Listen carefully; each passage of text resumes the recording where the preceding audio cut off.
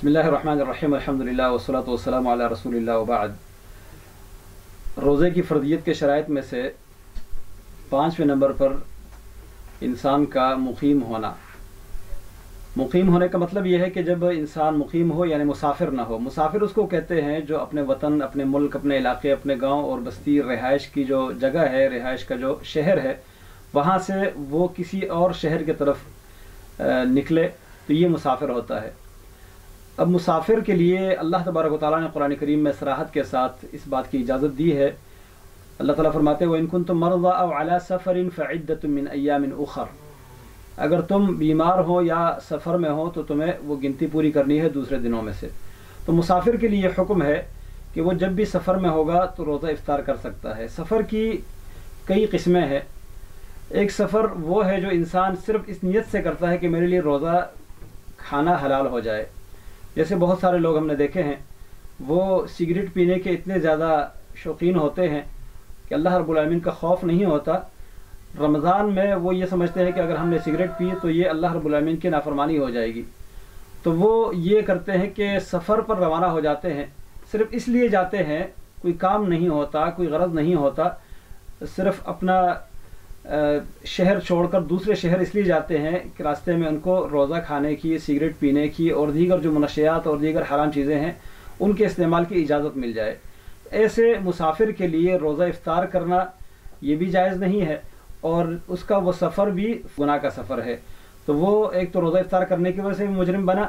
دوسرا اس سفر کی نیت کی وجہ سے بھی مجرم بنا جس سفر پر وہ روانہ ہو رہا ہے۔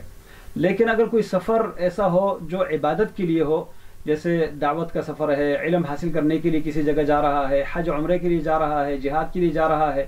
یا اس کے علاوہ کسی رشتہ دار اور کسی مسلمان دوست اور بھائی کے ساتھ ملاقات اور ملنے کے لیے جا رہا ہے، یہ بھی اجر ثواب کا سفر ہے،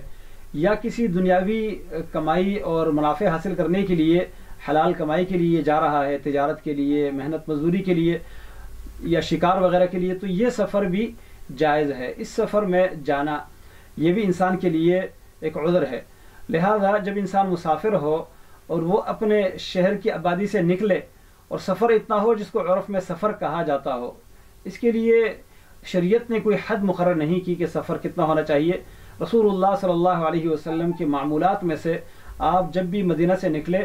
واپس آنے تک آپ سفرانہ نماز پڑھتے رہے، اور سفر کے جو احکام ہے وہ آپ کے اوپر لاگو ہوتے تھے۔ تو مسافر جب اپنے علاقے سے ایسے علاقے کی طرف جاتا ہے جس کو عرف عام میں سفر کہا جاتا ہے، ایک تو ہے کہ اپنے شہر میں کسی علاقے کی طرف نکلتا ہے۔ مثال کے طور پر شہر کراچی بہت بڑا شہر ہے، یہاں اگر انسان بلدیہ ٹاؤن سے نکل کر سٹیل ٹاؤن جاتا ہے، گلشن حدید جاتا ہے، تو یہ بہت لمبا سفر ہے۔ لیکن یہاں کراچی کے شہر کے اندر ایک جگہ سے دوسری جگہ منتقل ہونا یہ سفر نہیں ہے، لیکن سہراب گوٹ سے حیدرآباد جانا یہ سفر ہے۔ لہذا اس کو یہ نہ کہا جائے کہ دونوں کی مسافت برابر ہے اور دونوں میں مشقت برابر ہے، نہیں، ایک سفر ہے اور دوسرا سفر نہیں ہے۔ تو جو بھی اپنے علاقے سے، اپنے شہر کے حدود سے نکلے اور دوسرے ایسے علاقے کی طرف وہ جا رہا ہو جہاں پر جانا سفر شمار ہوتا ہے، تو وہ روزہ افطار کر سکتا ہے۔ اس میں یہ ضروری نہیں ہے کہ وہ سفر اس کا صرف ایک دن کا ہو۔ یہاں پر سوال یہ آتا ہے کہ جو ڈرائیور حضرات ہیں جو گاڑیاں چلاتے ہیں روزانہ، وہ ایک شہر سے دوسرے شہر جاتے ہیں، تو یہ ان کا معمول ہے، وہ بھی روزہ افطار کر سکتے ہیں؟ ہاں جی، وہ بھی افطار کر سکتے ہیں، اس لیے کہ وہ بھی مسافر کے حکم میں ہیں، اور مسافروں کے لیے جو شرعی احکام ہے ان کے لیے بھی وہی احکام ہے۔ البتہ یہ ہے کہ بعد میں ان کا ایک علاقہ ہے، ایک گاؤں ہے، شہر ہے، ایک گھر ہے جہاں پر یہ مقیم ہوتے ہیں، تو جب یہ وہاں پر جائیں گے تو ان کے ذمہ لازم ہوگا کہ جو روزے انہوں نے افطار کیے ہیں وہ روزے رکھیں گے، اور وہ روزے جو ہیں قضا کے طور پر ان کے لیے لانا ضروری ہے۔ تو سفر میں روزہ افطار کرنے کی اجازت اللہ نے دی ہے، لیکن اس کے بعد روزہ رکھنا، باقی دنوں سے وہ گنتی اور وہ تعداد پوری کرنا یہ ضروری ہے۔ سفر کی قسمیں بھی ہے۔ بعض دفعہ سفر میں انسان کے لیے روزہ رکھنا یہ بالکل آسان ہوتا ہے، وہ روزہ رکھ سکتا ہے، اس کو اللہ کی طرف سے اختیار ہے، چاہے وہ روزہ رکھے یا افطار کر لے،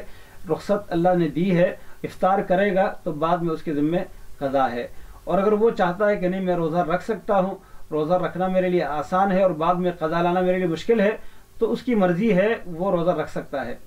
بعض دفعہ اس کے لیے روزہ رکھنا ذرا مشکل ہوتا ہے، گرمی ہوتی ہے یا پیاس لگنے کا خدشہ ہوتا ہے لیکن پھر بھی وہ روزہ رکھ سکتا ہے اور روزہ رکھنا چاہتا ہے تو پھر بھی اس کو اجازت ہے کہ وہ روزہ رکھے. جیسے رسول اللہ صلی اللہ علیہ وسلم کے متعلق ابو الدرداء رضی اللہ تعالیٰ عنہ فرماتے ہیں فتح مکہ کے موقع پر صرف عبداللہ ابن رواحہ رضی اللہ تعالیٰ عنہ اور اللہ کے نبی صلی اللہ علیہ وسلم یہ دونوں روزے سے تھے اور شدید گرمی تھی، باقی کوئی بھی روزے سے نہیں تھا، سب نے روزہ افطار کر لیا تھا سفر کی وجہ سے، لیکن اللہ کے نبی صلی اللہ علیہ وسلم اور عبداللہ ابن رواحہ رضی اللہ عنہ یہ دونوں روزے سے تھے. تو اس سے معلوم ہوتا ہے کہ اللہ کے نبی صلی اللہ علیہ وسلم نے سفر میں روزہ رکھا ہے. تو سفر میں مسافر کے لیے روزہ رکھنا جائز بھی ہے، لیکن اگر سفر ایسا ہو کہ اس میں روزہ رکھنا انتہائی مشقت اور مشکل کا باعث ہو تو پھر روزہ رکھنا جائز نہیں ہے بلکہ افطار کرنا ہی ضروری ہے. تو فتح مکہ کے موقع پر سخت گرمی تھی، رسول اللہ صلی اللہ علیہ وسلم کو لوگوں نے بتایا کہ شدید گرمی ہے، یہاں تک کہ بعض لوگ اپنے سر کے اوپر سایہ کرنے کے لیے ہاتھ اوپر اٹھاتا تھا اور سر کے اوپر ہاتھ رکھتا تھا کہ دھوپ کی شدت سے وہ بچ جائے. اتنی شدید گرمی میں رسول اللہ صلی اللہ علیہ وسلم کو جب بتایا گیا کہ شدید گرمی ہے تو آپ نے روزہ ابھی افطار نہیں کیا تھا، لیکن جب آپ نے دیکھا کہ لوگ میرے انتظار میں ہیں تو آپ صلی اللہ علیہ وسلم نے ایک برتن منگوایا اور سب لوگوں کے سامنے آپ نے روزہ افطار کیا، اور یہ شاید عصر کے بعد کا ٹائم تھا. تو آپ صلی اللہ علیہ وسلم کا روزہ افطار کرنا یہ اس بات کی دلیل ہے کہ یہاں پر اللہ کے نبی صلی اللہ علیہ وسلم کی سنت یہ ہے. اچھا، اس کے بعد کچھ لوگوں نے آ کے بتایا کہ یہاں کچھ لوگ ایسے ہیں جنہوں نے روزہ ابھی تک افطار نہیں کیا. رسول اللہ صلی اللہ علیہ وسلم نے فرمایا اولئک العصاة، یہ نافرمان لوگ ہیں، میری نافرمانی کرنے والے لوگ ہیں. یہ صحیح بخاری کی روایت ہے. تو مقصد یہ ہے کہ رسول اللہ صلی اللہ علیہ وسلم نے یہاں پر ایسے لوگوں کے بارے میں فرمایا یہ نافرمان ہیں، یعنی جب مشقت اتنی شدید ہے کہ روزہ رکھنا مشکل ہو رہا ہے تو ایسے سفر میں مسافر کو چاہیے کہ وہ روزہ افطار کر لے، اور روزہ افطار کرنا اس کے لیے رکھنے سے افضل اور اولا ہے. لیکن جب وہ سمجھتا ہے کہ میرے لیے رکھنا نہ رکھنا برابر ہے تو پھر وہ روزہ نہ رکھے اور رکھے، دونوں اس کے لیے برابر ہے. بعد میں اگر وہ افطار کر لے تو بعد میں قضا کے طور پر روزہ رکھے، افطار نہ کرے تو وہ روزہ اس کا ٹھیک ہے. تو سفر کے متعلق یہ حکم ذہن میں رہنا چاہیے کہ مسافر کو بھی اللہ تعالیٰ نے روزہ افطار کرنے کی اجازت دی ہے، لیکن اس شرط پر کہ بعد میں وہ روزے کی قضا کے طور پر وہ تعداد پوری کرے جو اس نے سفر کی حالت میں روزہ افطار کیے ہیں.